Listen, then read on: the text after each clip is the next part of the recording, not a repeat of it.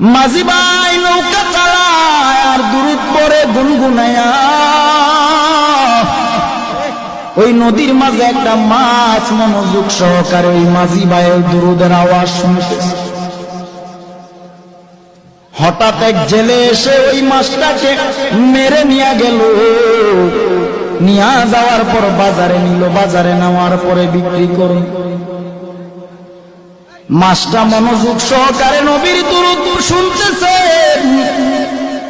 আর ওই দিক দিয়া জেলে ভাই মাছটাকে ধরে নিয়ে গেলেন বাজারে বিক্রি করে।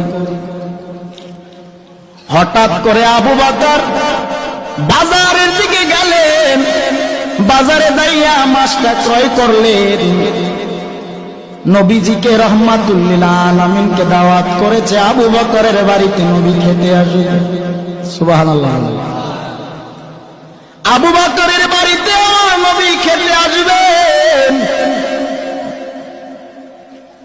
মাছটা কিনে বাড়ি নিয়ে বিবির কাছে বললেন, বিবি তুমি মাছটা সুন্দর করে রান্না করে তৈরি করে নাও, রাহমাতুল লিল আলামিন আজকে আমার বাড়িতে খেতে আসবে।